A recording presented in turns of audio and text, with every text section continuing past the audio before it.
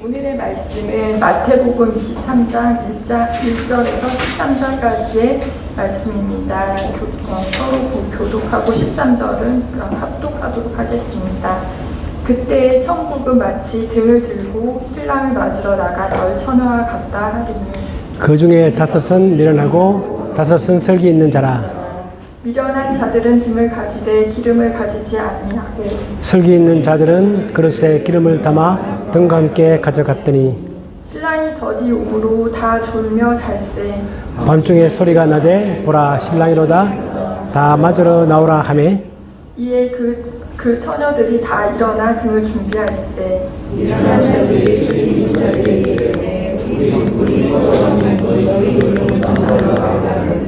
쓸기 있는 자들이 대답하여 이르되 우리와 너희가 쓰기에 다 부족할까 하니 차라리 사는 자들에게 가서 너희 쓸 것을 사라 하니 그들이 살아간 사이에 신랑이 오므로 준비하였던 자들은 함께 혼인잔치에 들어가고 문은 닫힌지라. 그 후에 남은 처녀들이 와서 이르되 주여 주여 우리에게 열어주소서. 대답하여 이르되 진실로 너희에게 이르노니 내가 너희를 알지 못하노라 하였느니라. 그런즉 깨어 있으라 너희 그건 그날과 그때를 알지 못하느니라. 아멘. 열처녀 비유라는 제목으로 이상철 목사님이 말씀을 전해주시겠습니다. 오늘 이 말씀을 보면 우리가 잘 알고 있는 열처녀의 비유라는 거죠.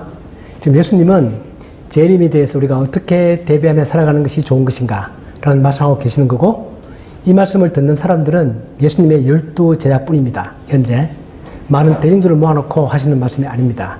그리고 12명들에게 말씀하시면서 우리가 지난주에 했던 얘기가 뭐냐면은 지롭고 충성된 종이었죠. 그때 지롭고 충성된 종에 관한 비유를 이어서 오늘 열처녀의 비유를 하시고, 요거 끝나면 그 다음에 비유가 이제 달란트 비유입니다. 그러니까 우리가 지혜 있고 충성된 종, 열처녀의 비유, 달란트 비유 세 가지가 계속 이어서 나옵니다. 그러니까 전체의 주제는 뭐냐면 우리가 재림의 때를 어떻게 대비하는 것이 지혜로운 것인가, 그런 것들이 이 이야기 주제입니다. 여러분 어떠세요? 여러분들 지금도 우리가 살아가면서도 지금도 우리는 재림의 때를 대비하며 살아가고 있는 거죠. 여러분 살아생전에 재림이 안 올 수도 있습니다. 또 그리고 반대로 여러분이 살아생전에 재림이 올 수도 있습니다. 그럼 과연 나는 그 재림이 있다는 사실을 아는 나는 내가 죽고 난 다음에 오든 또 내가 살았을 때 오든 간에 나는 어떤 식으로 살아가는 것이 주님께서 원하시는 가장 합당한 그런 삶인가 라는 것도 우리 각자 다 생각을 하겠죠. 그리고 그것이 오늘 예수님께서 가르치고 싶은 주제입니다.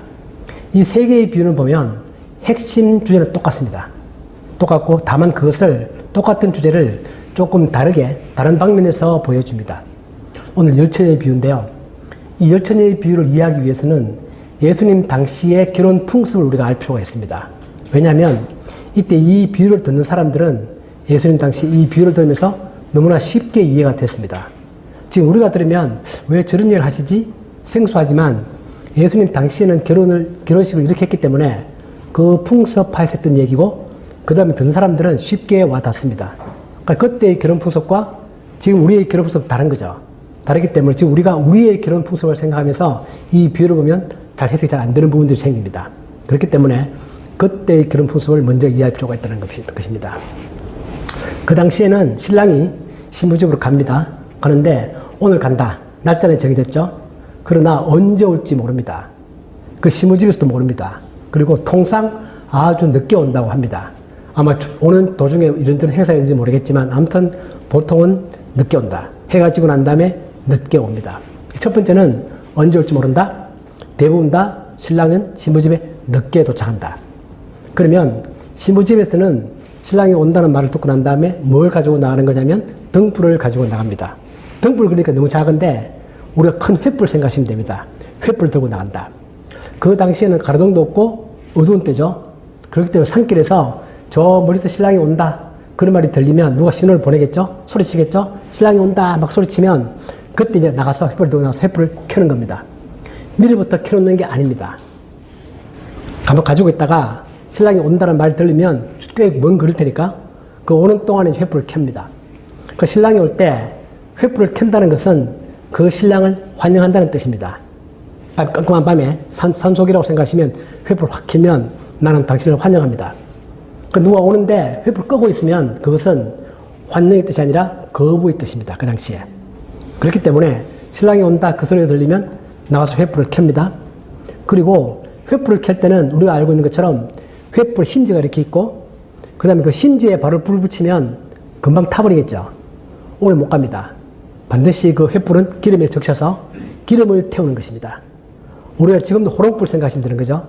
호롱불 켤 때 호롱불 밑에 기름이 있어야 그 기름이 호롱불 타고 올라와서 그 기름이 타는 거지 심지 그 자체가 타면 안 되는 것입니다. 심지가 타면 끄럼도 생기고 금방 다 타버립니다. 금방 꺼져버립니다. 그래서 나갈 때 반드시 횃불과 뭐를 준비한다? 기름을 준비한다. 이것은 특별한 걸 뭘 준비한다는 뜻이 아닙니다.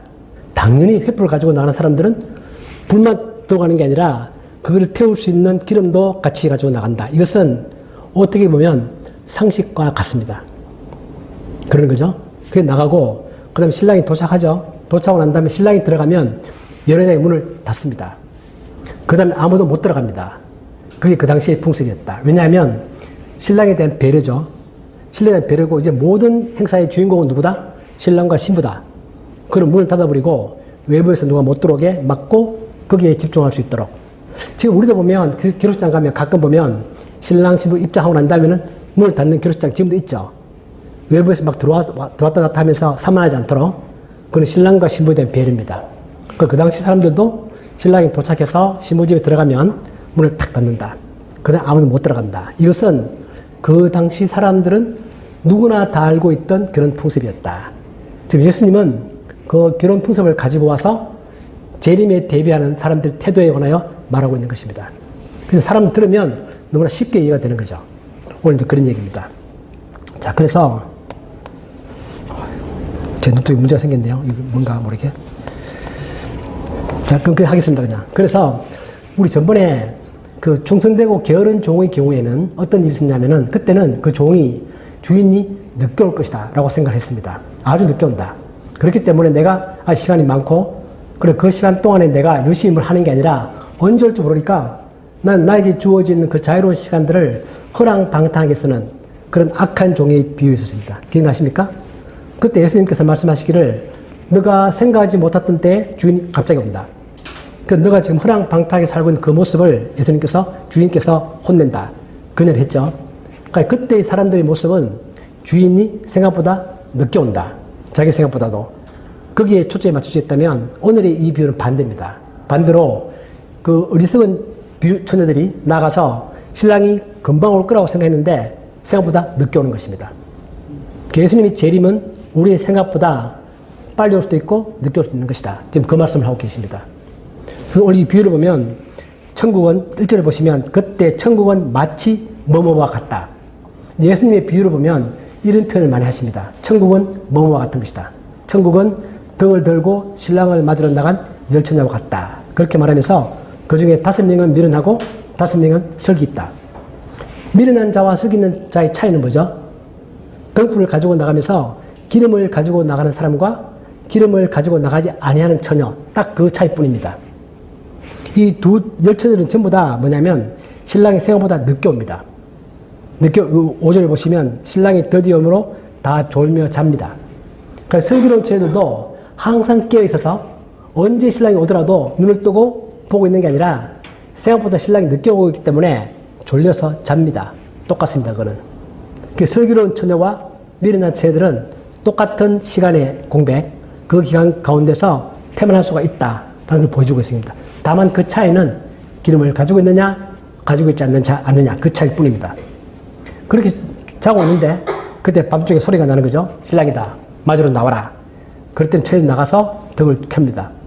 켰는데 기름을 가지고 나간 처녀들은 그 심지를 기름에 꽂아서 불을 붙였기 때문에 잘 타고 있는 것이고 그러나 기름을 준비하지 않은 미련한 처녀들은 심지에 불을 붙이니까 신랑이 오고 있는데 금방 불이 꺼질 것 같은 것입니다.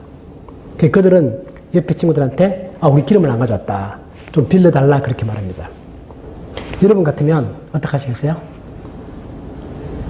나는 기름을 가지고 나갔습니다. 옆에 친구는 기름을 가지고 오지 않았습니다. 그 친구는 나보고 기름을 좀 빌려달라 그렇게 말합니다. 크리스찬이라면 기름을 빌려줘야죠. 옆에 친구 힘든데 빌려주고 만약에 나눠주고 난 다음에 기름이 혹시나 부족해서 신랑이 오기 전에 내 것도 꺼지고 너의 것도 꺼지고 다 꺼지면 어쩔 수 없는 거지 뭐. 우리 죽어도 같이 죽고 살아도 같이 살아야지. 어떻게 내가 나의 기름을 너에게 줄 수 없다 라고 말할 수 있을까? 그 생각이 드시죠? 오늘 본문 가운데서는 설교 있는 처녀들은 기름을 빌릴 수 없다고 말합니다. 이 첫 번째 우리가 의문을 갖는 부분이죠. 예수님은 이 부분에서 무엇을 말씀하고 싶으신 것일까? 우리한테 옆의 동료가 힘들 때 도와주지 마라. 그런 말씀을 하고 있는 것입니까? 그 말은 승리할 수가 없죠. 왜냐하면 성경 전체가 그런 말을 하고 있지 않기 때문에 그렇습니다. 예수님의 평소의 말씀을 보면 항상 내가 내 이웃을 사랑하고 너 이웃을 위해 뭔가 희생하고 봉사하고 그런 말씀을 많이 하셨기 때문에 그 전체 문맥에 비춰보면 옆에 친구가 기름이 없을 때 내가 그 친구에게 기름을 빌릴 수 없다라고 말하는 태도가 인색해라, 절대로 도와주지 말라 그런 뜻이 아님이 명백합니다. 그럼 그게 무슨 뜻이냐?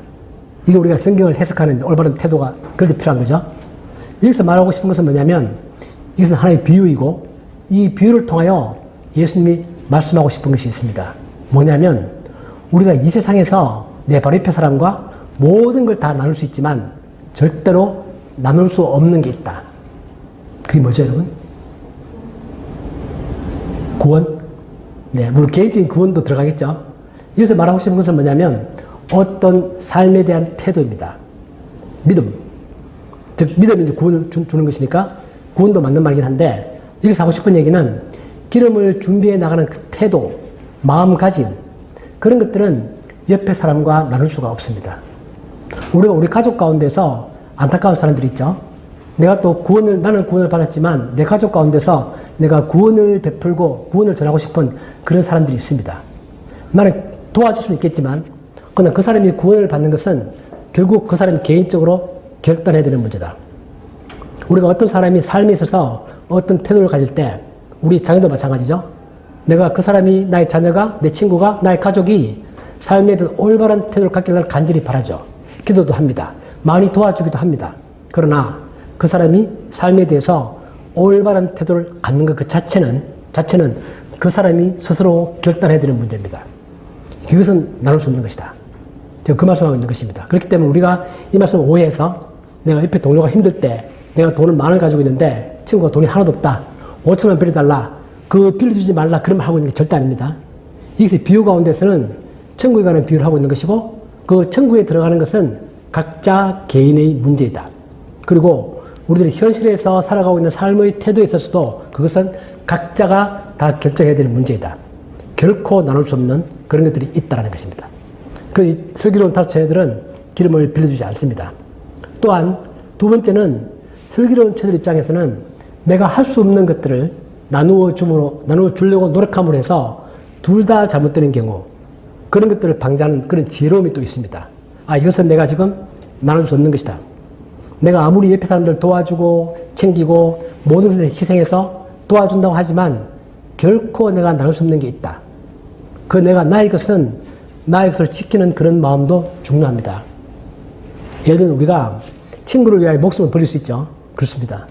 내 가족을 위해서 내가 목숨을 버릴 수 있습니다. 그러나 어떤 경우에도 내가 그것 때문에 나 자신의 마음 가운데 깊은 상처를 받거나 내가 슬프고 같이 공감할 수 있겠지만 나 자신이 무너지는 것들 그런 것들을 우리가 스스로 지킬 줄 아는 그런 지혜가 필요하다는 것입니다. 제 말들 이해하십니까? 어떤 걸 말하고 있는 건지? 가족이 무지하게 힘듭니다. 힘들어서 내가 최대한 힘을 돕습니다. 돈도 되고 마음도 쓰고 시간도 쓰고 많이 돕습니다. 그런데 그것 때문에 만약에 내 자신이 완전히 망가진다면 그것은 내가 지켜야 될 부분을 내가 너무 지나치게 내어준 것입니다. 그래서 여기서는 예수님 칭찬처럼 설계 있는 자들은 내가 무엇을 나눌 수 있고 무엇을 나눌 수 없는지를 아는 사람들입니다. 그걸 구분하는 것입니다. 그러니까 내가 나눠줄 수 있는 것들은 다 나눠줍니다. 마음껏 손해보면서까지. 그러니까 내가 나눌 수 없는 것들은 나눌 수 없다. 그렇게 말을 합니다. 그리고 말하죠. 차라리 가서 사라. 그렇게 말합니다. 기름을 사와라. 그게 낫겠다.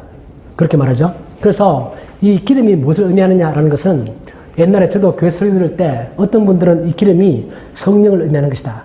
그런 말씀도 막 하시는데 이걸 성령이라고 볼 이유는 없습니다. 갑자기 이 문맥 가운데서 갑자기 성령이 등장한 것도 어색하고, 여기 보면 가서 기름을 사와라 라고 말하고 있는 것이기 때문에 우리가 성령을 돈을 주고 살 수는 없는 것입니다. 다만 여기서 기름은 내가 횃불을 가지고 나갈 때는 마땅히 기름도 가져가는 것이다. 이 두 개가 특별한 게 아니다.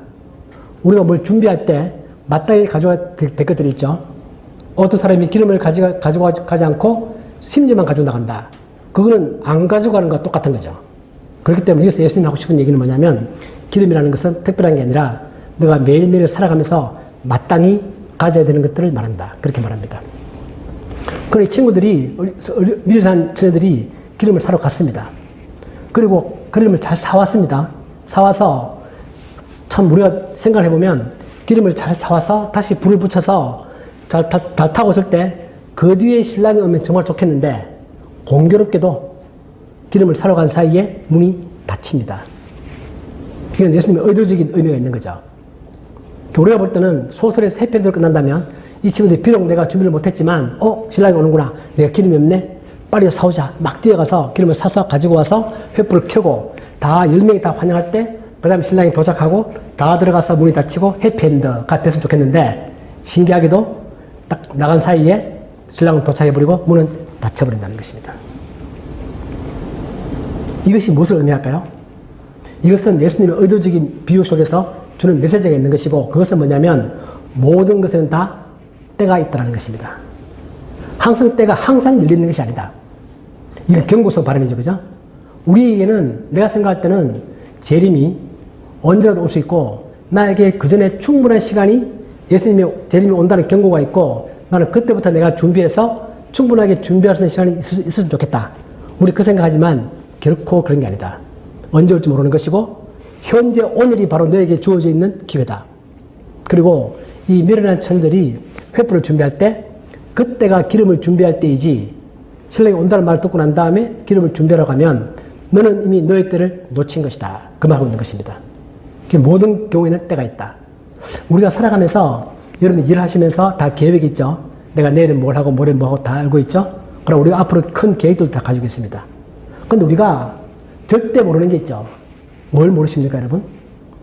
여러분들의 미래에 관하여 여러분들이 그 때를 알 수 있는 게, 첫 번째는 여러분의 죽음의 때를 여러분들 모르십니다. 결코 알 수 없습니다. 그죠? 결코 모르죠. 하나님은 우리들에게 자기의 죽음의 때를 가르쳐주지 않습니다. 언제 올지 모른다. 그렇기 때문에 어떤 사람들은 내가 어떤 병에 걸려서 죽음의 때가 알려졌을 때 오히려 마음 가운데 편안함을 느낀다고 합니다. 내가 얼마가 남았다. 그 시간 내가 뭘 해야 되겠다. 그렇게 생각하는 것처럼, 그래도 우리 대부분의 사람들은 자기 주어진 시간이 얼마인지는 아무도 모르는 것입니다.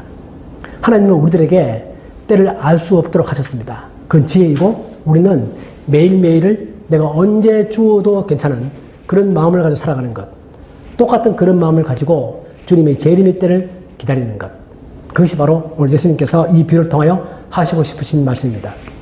그래서 그 천재들이 기름을 사러 간 사이에 문은 닫혔고, 그 다음에 더 이상 들어올 수 없습니다. 그 비유는 우리가 볼 때 너무 냉담한 거 아닌가? 그렇게 생각하시겠지만, 아까 제가 결혼 풍수에 말씀드렸던 것처럼 그것은 냉담한 게 아니라 못 들어온 미련한 처녀들의 잘못이죠. 자기들의 기회가 주어졌지만 그 시간을 지키지 못한 미련한 처녀들의 잘못일 뿐이지, 문을 닫은 사람들이 냉담한 게 아니다. 그리고 오늘 비유에 보면 결혼식과 약간 다른 모습이 있는데, 그 처녀들이 부릅니다. 주님을 향하여 주여 주여 이렇게 부릅니다. 주님이라고 부릅니다. 이것이 주는 의미하는 바는 뭐냐면, 입술로 우리가 주여 주여 부른다고 해서 모든 사람들의 마음 가운데 진실한 믿음을 가지고 있는 것은 아니다. 그 성경이 계속 강조하고 있는 거죠. 진실한 믿음은 어디서 나타나는 거냐?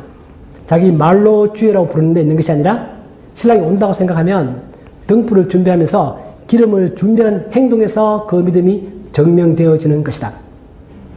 기름을 준비했어야지. 너가 나를 주님이라고 부른다면 그렇게 했어야지. 그렇게 말하는 것입니다. 그래서 앞에 비유에서는 신랑이라고 말하지만 뒤에 보면 이 처녀들이 주여 주여 그렇게 부릅니다. 신랑이 이렇게 부르는 게 아니라 주여 주여 그렇게 부릅니다. 그렇기 때문에 신랑은 주님을 의미하는 것이고 주님의 재림을 의미하는 거죠. 그러면서 모든 비유 속에서 보면 항상 어리석고 지혜로운 사람, 그리고 구원을 받는 자와 받지 않는 자, 두 부류가 항상 대비되어 있습니다. 그래서 말씀에 따르면 인간의 모든 사람이 다 구원받는 것은 아니다. 반드시 그 중에 구원받는 사람들이 있고 그렇지 못한 사람들이 있다. 그리고 그 사람들의 대비는 예수님의 비유에 따르면 아주 쉽고 명확합니다. 주님의 말씀을 듣고 신랑이 온다는 사실을 알고 그걸 인정하고 거기에 합당한 행동으로 준비하는 사람들, 그것이 바로 재림을 대비하는 합당한 태도이다 라는 것을 오늘 이 비유를 통해서 예수님께서 말씀하십니다. 그래서 신랑이 언제 올지 모른다. 그리고 예수님께서 제 아들은 언제 주님의 재림이 있으십니까? 때를 알고 싶어 했고 그때 징조가 무엇입니까? 그 두 가지를 알고 싶어 했지만 계속 반복되는 비유 속에서 그 때를 너희들이 알 수 없고 알 필요도 없다. 분명히 온다는 것은 확실한 거고 너가 무엇을 해야 될지는 이미 알고 있는 거 아니냐. 그대로 행동해라. 그대로 행동하면 되는 것이다. 그렇게 말합니다. 그래서 이 비유의 마지막에 보면 그러므로 그 때와 시를 너희들은 알 수가 없다. 그게 결론이죠. 그죠? 그렇기 때문에 여기에 나와 있는 슬기로운 다섯 처녀들처럼 내가 언제 오든지 내가 마땅히 할 것들을 하며 살아가는 삶, 그 자체가 재림을 대비하는 올바른 태도이다. 여러분 그렇게 살아가세요? 여러분 내가 하나금융에서 또 집에 가서 내가 친구들 만날 때 또 교회 봉사생활 가운데서 나는 오늘 하루, 이 하루가 우리에게 주어지는 시간이죠. 우리 그 그리스가 아니고 그 톨스토이가 쓴 세 가지 질문이라는 거 아십니까? 그 내용에 보면 이런 게 있습니다. 어떤 지혜로운 왕이 세 가지 질문을 했죠. 세상에서 가장 중요한 때는 언제인가? 그리고 세상에서 가장 중요한 사람은 누구인가? 이 세상에서 나에게 있어서 가장 중요한 일은 무엇인가? 이 세 가지를 알고 싶어 했습니다. 여러분 그거 알고 싶으시죠? 나의 인생에 있어서 가장 중요한 때는 언제이지? 나의 인생에 있어서 가장 중요한 사람은 누구이지? 나의 인생에 있어서 내가 해야 될 가장 중요한 일은 무엇이지? 그 세 가지 질문을 가지고 많은 답을 구했지만 그 답을 얻지 못했죠. 그 이야기 속에 보면 마지막에 현인을 만나서 그 답을 얻는데 그 답은 아주 심플합니다. 너의 인생에 있어서 가장 중요한 때는 언제다? 바로 지금이다. 너의 인생에 있어서 가장 중요한 사람은 누구지? 현재 너가 만나고 있는 바로 그 사람이다. 너의 인생에 있어서 가장 중요한 일은 무엇인가? 현재 만나고 있는 그 사람에게 너가 선을 행하는 것이다. 이게 그 톨스토이가 썼던 세 가지 중요한 질문의 결론입니다. 이를 보면 매 순간순간마다 우리에게 주어진 삶을 지금은 예배드리는 시간이고 저는 말씀을 전하는 시간이고 여러분 말씀을 듣는 시간이고 끝나면 점심 먹고 일하러 가는 시간이고 매번 바뀌는데 그 모든 상황 가운데서 그 상황에서 내가 항상 최선을 다하는 것입니다. 내가 할 수 있는 것들. 그것이 계속 누적되어져 갈 때 그것이 정말 지혜로운 삶을 사는 것이고 예수님의 말씀에 따라서도 그렇게 살아가는 것이 슬기로운 열 처녀처럼 우리의 재림에 대비하는 가장 지혜로운 방법이다. 그렇게 말씀하십니다. 우리의 주어진 시간은 항상 똑같죠. 아침에 10분과 바쁠 때 10분은 똑같습니다. 신기하죠. 우리 보통 아침 10분은 대충 흘려보냅니다. 중날 때 10분은 정말 바쁩니다. 그런데 시간은 똑같이 이것도 10분 저것도 10분입니다. 참 놀라운 거죠. 그래서 그것은 하나님 우리 주신 지혜이고 우리는 모든 시간들을 내가 그렇다고 너무 막 안달해서 그렇게 살라는 뜻이 아니고요. 여유를 가지고 살되 매 순간순간이 지나가면 다시 올 수 없는 시간이고 그 시간들을 내가 힘을 다해서 내가 할 수 있는 것들을 최선을 다해 살아가는 것, 그렇게 매 순간 살아가는 삶, 그리고 예수님의 재림은 언제 와도 좋은 그런 마음으로 살아가는 것이 오늘 예수님께서 이 열처녀의 비유를 통해서 우리에게 말씀하시는 그런 내용들입니다. 우리 그런 마음을 가지고 살아가시고 오늘 끝나시고 오후부터도 제가 항상 강조하는 거죠. 우리 일상의 삶은 믿음에 있어서 아주 중요한 것이다. 우리 일상의 삶이 따로 있고 교회의 믿음의 삶이 따로 있는 게 절대 아니다. 일상의 삶 그 자체가 매 순간순간이 다 믿음의 삶이고 하나님은 우리가 일상의 삶들을 내가 믿음의 마음을 가지고 말씀을 따라서 살아가기를 원하시는 그런 하나님이시다. 우리 예수님의 비유도 다 그런 걸 말하고 있습니다. 우리 그런 삶을 살아가는 우리 모두가 되기를 주님 이름으로 축복합니다. 아멘. 아버지 하나님, 우리가 열 처녀의 비유를 통해서 우린 진정 슬기로운 처녀가 되기를 원합니다. 하나님께서 나에게 말씀하시고 나에게 인생을 주셨고 나의 시간과 환경과 건강을 주셨고 나에게 주어진 그 모든 환경들 가운데서 내가 가진 재능을 가지고 매 순간순간 열심을 다하여 주님의 말씀을 쫓아 살아가는 저희들이 되게 하여 주옵소서. 주님의 말씀을 내 가슴 가운데 깊이 담고 정말 언제 와도 좋으실 그 주님을 기다리며 매 순간순간 하나님의 방법을 따라 하나님의 그런 창조의 섭리를 따라 하나님이 가르치신 진리의 말씀을 따라 내 삶을 매 순간마다 살아갈 수 있는 지혜로운 저희들이 되게 하여 주옵소서. 예수님의 이름으로 기도하옵나이다. 아멘.